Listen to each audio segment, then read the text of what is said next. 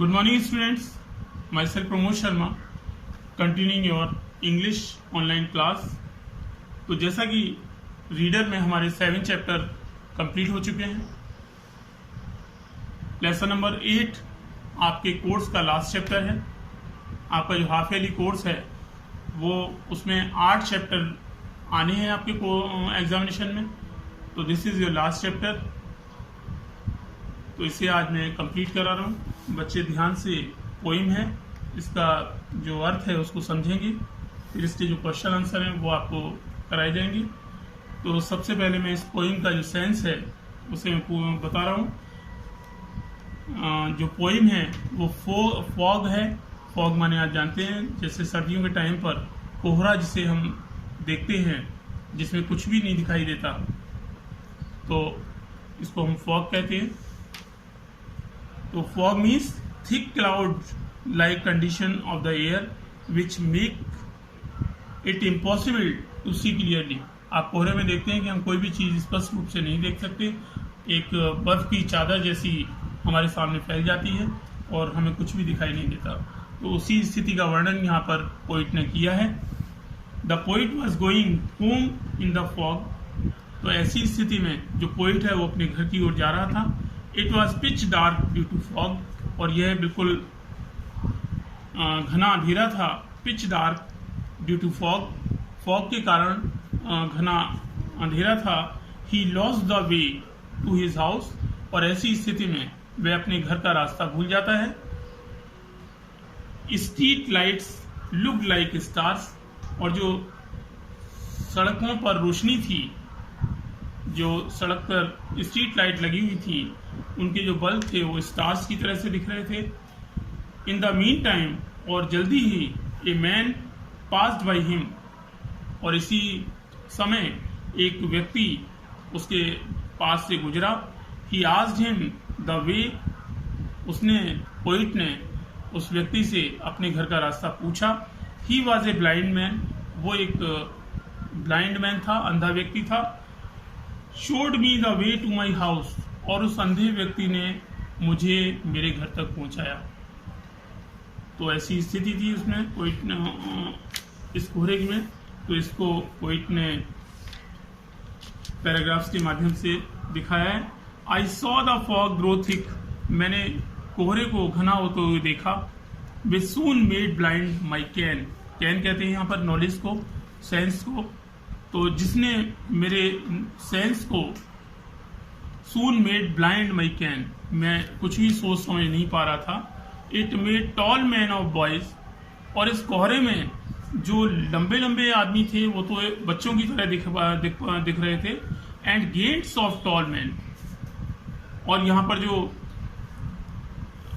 Tall man थे वो gets की तरह उसको दिख रहे थे।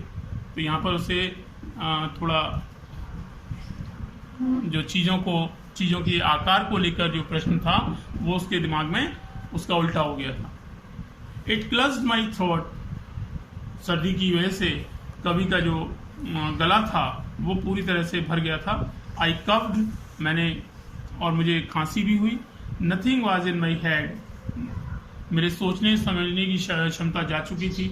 Accept 2 heavy eyes like balls of burning lights, और मेरी जो आंखें थी वो बार बार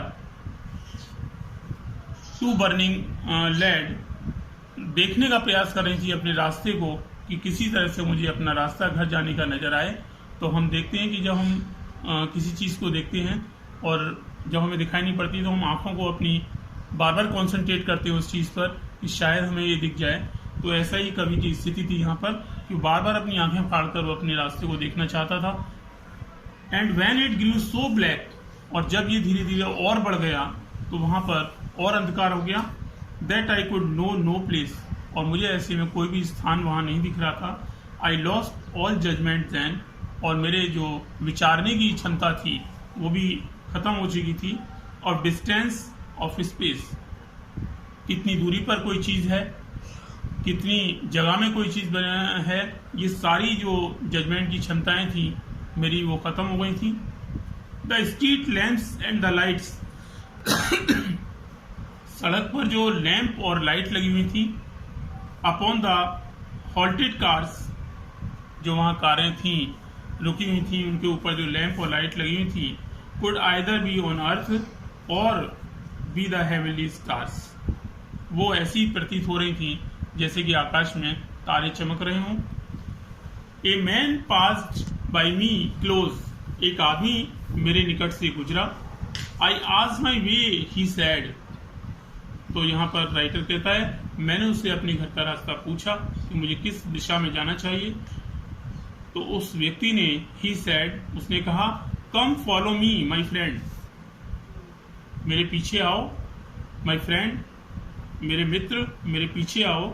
आई फॉलोड वेयर ही लैड, और मैं, वो आदमी जिधर मुझे ले गया मैं उसके पीछे पीछे चलता रहा।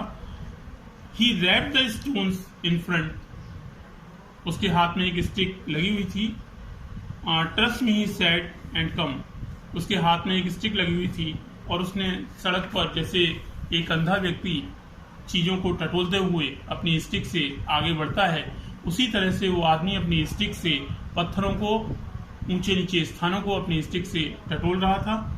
ट्रस्ट मी, और वो ये भी कह रहा था trust me, he said, and come, मुझ पर विश्वास करते हुए मेरे पीछे आओ।